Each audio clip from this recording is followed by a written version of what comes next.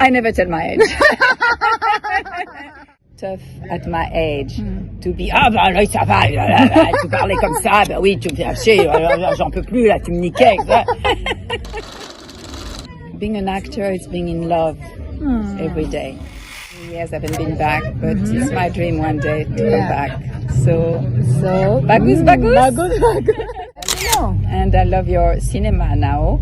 And next year you are ready to bring a film here because they don't know enough about Indonesian culture and Indonesian movies. So you will be their ambassador. I hope so. Hai teman, selamat datang di podcast Risma Simbolon My Story. Nah, sebelumnya jangan lupa ya, subscribe, nyalakan loncengnya, like, comment, dan share sebanyak-banyaknya. Terima kasih. Hello, ketemu lagi nih sama aku Risma Simbolon. Dan saat ini beda banget karena aku lagi sama seorang aktris senior dari Perancis. Sangat membanggakan Indonesia juga sih ya, karena dia pernah tinggal di Indonesia. Inilah MARIANNE BORGO. So we talk in English. Bagus. Oh, bonjour. Bonjour, Prisma. Apa kabar? Oh, baik-baik saja. Dia bisa dong bahasa Indonesia sedikit. Sedikit apa sih? Sedikit. So I'm very happy we met at Cannes Film Festival. Ooh. And I told Prisma my love for Indonesia. Ooh. And I'm going to tell you the reason.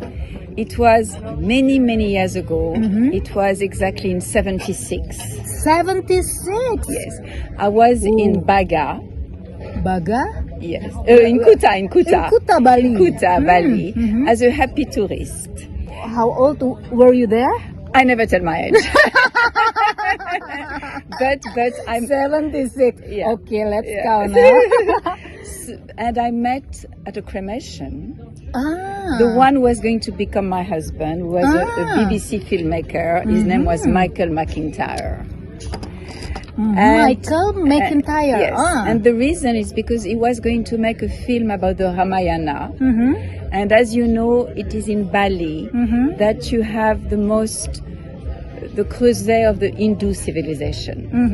So when he heard about this cremation, it was the last royal cremation. His name was Agug Ugong. Ooh. In Bali, and it was in 76 in August. Ooh. So he came to the cremation. And me, I was a happy tourist at the cremation. And the way we met was also absolutely wonderful. It's because, first everything was outside the house, then inside the palace, and of course you needed an invitation to go inside. Yes. I didn't have one, but suddenly I saw these three guys with white t-shirt written BBC on the back. And I was wearing a white dress, so I followed them.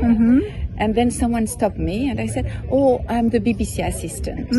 So I was able to get into the kind of palace in Ubud. It was in Ubud. And then I started to chat with the nephew of the king who was going to be cremated, Agugugong.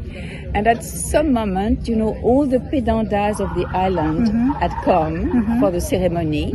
And there was a moment where it was private. And all the television from America, from Holland, from the BBC, all that, they all ought to go out, all the foreign guests. But the nephew of the king told me, because he could feel my interest with Indonesian culture and Hindu culture, I said, do you want to stay? I said, oh, yes, I love to. I said, yes, but in that case, you must wear the sash of the family and the colors. So I said, my cousins are going to dress you. So they take me and put me the collar and all these things and all that. So I was allowed to hold the tail of the dragoons. Ooh. And they built a bridge to go above the gate, the Balinese gate.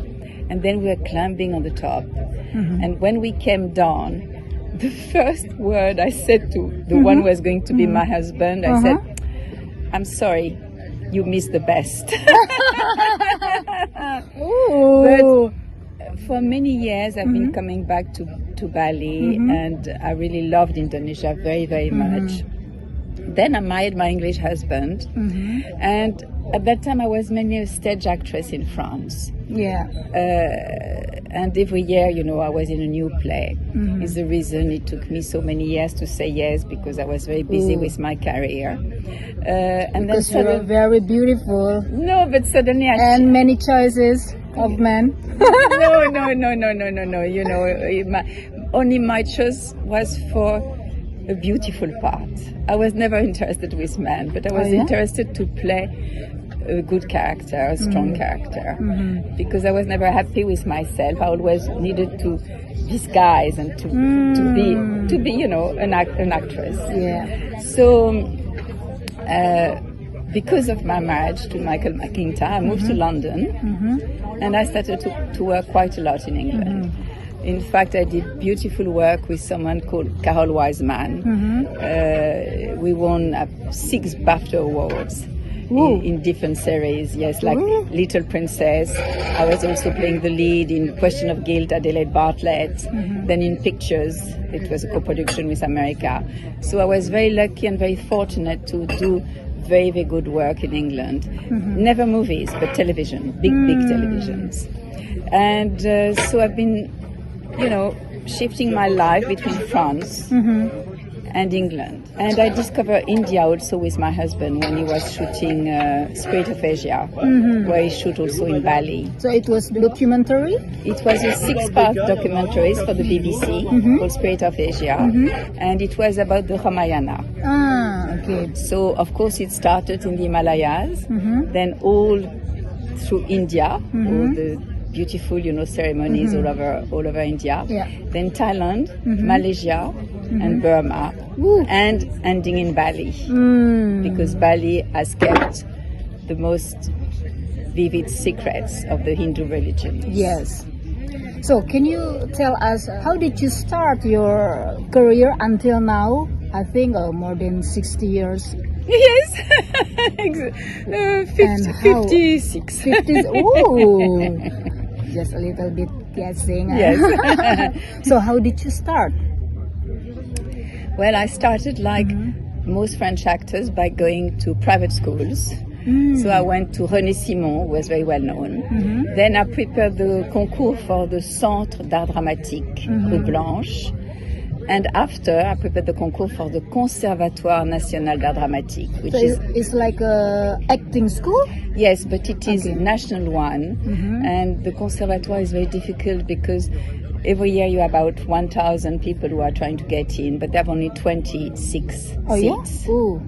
So you have to be chosen amongst 1,000. And then you stay for 3 years, and you have a bourse from the state, and you have the best teachers, which were all from the Comédie Française and all the classic.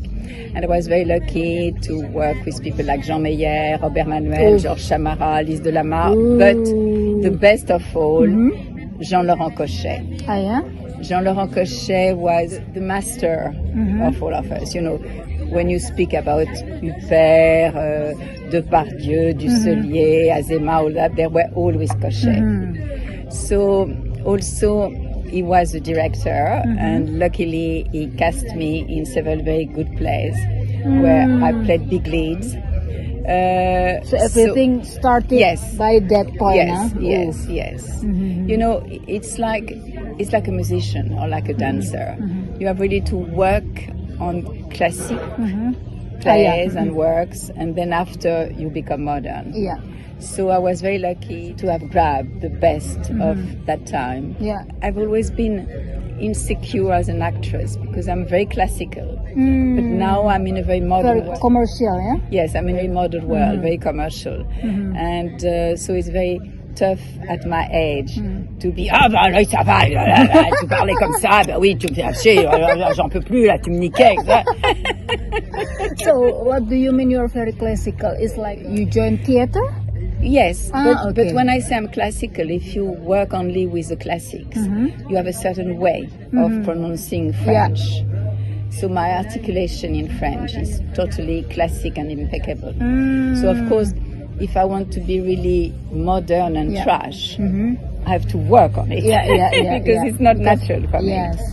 Well, You have to learn, most people, if they want to play the part of a countess or an empress, it's not going to be easy for them because me, it's the contrary. Yeah. If I want to be, I can't say low-key person, but a normal person, like the modern people. Voila, but it's wonderful because it's what I love. It's being different every day. Yeah, it's like a singer. If you sing opera, it's different. If you sing Exactly. pop or jazz. So I got it. It's the same thing. It's the same thing. Yeah. So what keeps you going for that long time of your career? You don't get bored? In that term, maybe you have some period that you get bored? No? No. Never? Never, because Ooh. it's like being an actor is being in love every day. It's, searching for the part, then getting the part, then working on the part. So it's always a new emotion, it's fresh, it's a wonderful trip. It's like a drug. So I will never give up till the end of my life. Yeah. And the last few years I've been also very lucky because when you age and you have wrinkles and all that, if you are not a major star, like Meryl Streep or Catherine Deneuve, the parts you are given, you work, you work, you earn your life, it's wonderful, but the parts you are given is not really interesting. Yeah. And you can get bored with those kind of parts. Yeah. So it was the year of the financial crisis in 2008. I was in two feuilletons from Pascal Breton, Doctresse in Marseille, and Sous le Soleil, and another one. And I asked the producers, please, this season you kill me.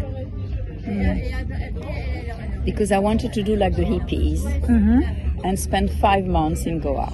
Do only yoga and meditation. Ooh. Yes. So you keep calm down, yeah? I used to go there every year just for 2 or 3 weeks, but I wanted to stay the 5 months. And at the end of the 5 months, I just sold my flat in London at a beautiful place in Holland Park. So at that time, I had a little bit of money. So I decided to buy a house in Goa. And as soon as you have a house somewhere, it's like you've got your roots. Yeah. And then I start meeting the real people of Goa. And also the people from Mumbai and the Farsi from Delhi. And one day, a friend of mine who was a producer told me, Marianne, would you rent your house for filming eventually? I said, yes, why not? Starting, huh? So it's a young director called Sandeep Mohan from Mumbai who came to see my house. But my house was too clean. And he wanted, old-fashioned, deteriorated Portuguese house. So I read his script very quickly and I said, oh, I know exactly. So I rang a friend of mine from Goa who had several houses. And he rented this house, also at a very, very small price. And then I changed his locations. And to thank me, he invited me to dinner 2 days later. And during the dinner, he said, Marianne, look, in my film, I have with Shahnaaz Patel, who was playing the lead. She's a kind of Isabelle Huppert in India. I have the second part I was going to cast someone from Goa. But if I adapt the part to you, will you accept? I said, yes, of course. He said, I've got very little money. I said, don't worry, I'll do it for free. And I did my first film with Sandeep Mohan, which was called Love Wrinkle Free. And in fact, the film was seen by lots of young directors. And one of them came to cast me for his last film, which was, oh, lovely little dog. His last film, which was Danny Goes Home. And last year, this film was selected to CineQuest Film Festival in San Jose. So, I keep working in India, and then I worked with one of his best friends, Shlok Sharma, and many others. And just this year, it's why we were in Cannes, I did a film called Retour à Pondichéry, Return to Pondicherry. That I saw you in the Pavilion of Indian. So you promote for your newest movie, yeah? The film is directed and played by Raghunath Manet. Raghunath Manet is what Ravi Shankar was to the sitar. He's a Guruji, but for the veena, which is a very classical, oldest classical instrument in India. And he's also a dancer and a musician and a singer. And he has written several books. And this time, it is his first feature film. He's done a few short films. But the film is like a little jewel because it, through a very nice story, modern story. It's two women who live together who have adopted a small Indian baby. When this girl comes to 18, you know, they always look for their roots. And also when it's coming from a different culture, the confrontation with the three women was really very tough. And so we decided to bring her back to India, to take her back to her roots. And it's how the meeting with Raghunath through dance and arts, she's going to get involved again with her culture, and it's a lovely film. So we were in Cannes for that. We presented at the Indian Pavilion, and now we are going to Saint-Tropez.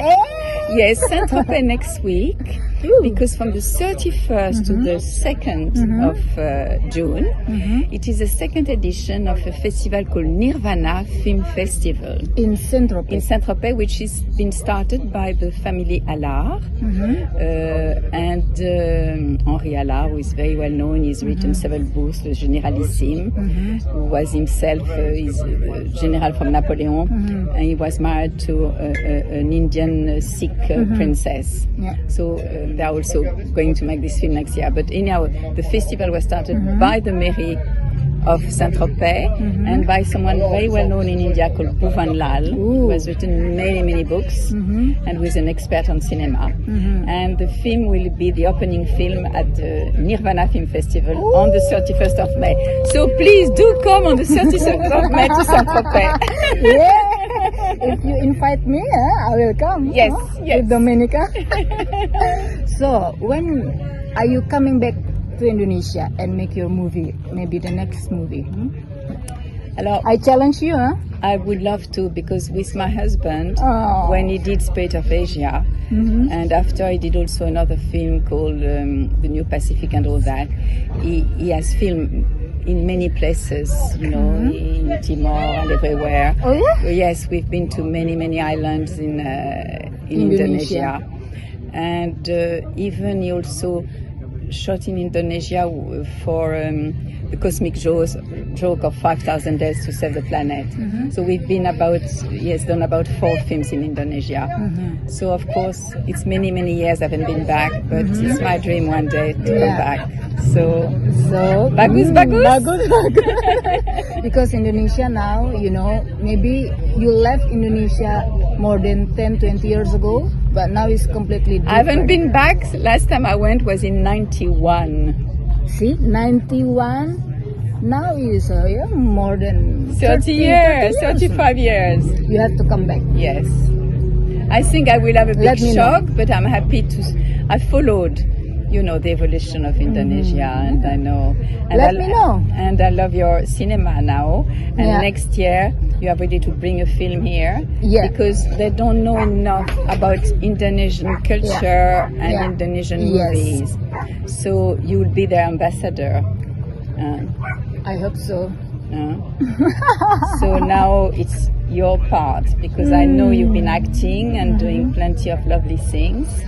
But okay, it's one thing to be an actor, but the other thing is to promote your culture, which is very special because, you know, sorry to say that we have these terrible problems in France now with the extremists.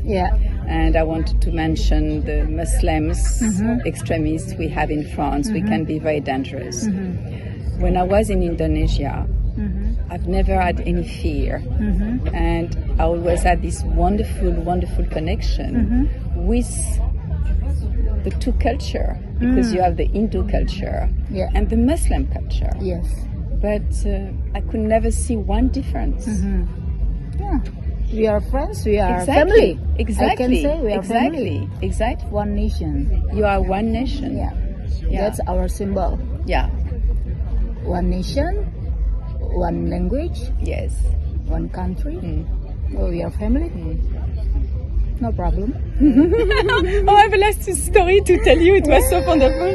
So my first trip, as I said, to Indonesia was in 76. And I just took a ticket to Jakarta. And after I was going to go to Bali, but with buses by road. With buses? Yes. And to the Bromo and we climbed the Bromo and all that. Been to Bromo. And in Yogyakarta, at the most, in fact, I would like to meet him again at the most extraordinary adventure that has happened to me. I nearly died in Yogyakarta. It's because at that time I wanted to see the sea. It was the first time. So I had met an American guy who had rented a motorbike, and we decided to go to the beach next to Yogyakarta. And by accident, there were plenty of big jellyfish. And he said, "Oh no, you can't swim here, it's too dangerous." He knew very well about it. He said it's very dangerous. So I was just by the sea, just my feet. And I was stung by one of these jellyfish. Oh, what's happened? And then, as you know, in your religion, if you die, it's wonderful because you go and start a new life. So I had all the fishermen around me, and they were laughing, saying, "Very good, very good, very good." And I was really in pain, agony. So the fisherwoman brought some little crabs and put it on my legs to eat the things. The jellyfish. But the guy knew that in the next 3 hours, if I didn't have injection, I will die. Because the fever comes to your heart, you start bumping and all that. So he had no time to walk back to the bike and go back to Yogyakarta. And by chance, when he was walking back to the bike, he saw a jeep in the field. It was a rich man from Yogyakarta who comes to that field once a year, and he was there on that day. So he ran to him. They came back with all the fishermen. They put me back in the jeep and brought me back to the hospital in Yogyakarta. But without him, I would be dead today. So I'm very, very, thankful to your country and to the kindness of this gentleman. Yes. I even stayed in his place for a few days because my leg was as stiff as steel and I could not move. And then after, I started my journey to Bali. Voila. Whoa, you never forget that story. Yes. Even though more than 30 years ago, but you still remember. I don't remember his name, I'm sorry, but thank you. You saved me in 76 in Yogyakarta. So it was lovely. And thank you so much. I'm very proud to have you in my podcast. And also, I hope this is not the first time you talk here. Maybe next time we can. And one day we can make a film together. Of course. France and Indonesia. Yay. So, Not yet. I noted. See you next year in Cannes. See you next year in Cannes. Thank you so much, Marianne. Your stories very inspired us. And only one, please give me your secret for your shape body. In your age, you have to tell me. Yoga. Yoga. Meditation. Ooh. And of course, swimming. Yes. Good secret, huh? Yes. Now, not a secret anymore. Praying and meditation. Yes. Praying, of course. Because positive thinking. Yeah. Keep with the positive vibes. Give good energy to the planet. Yes. But I don't have to teach you because when a Balinese person, an Indonesian person look at you, it gives you positive energy. Yes. So thank you so much. Au revoir. Au revoir. Bye-bye. Bye-bye.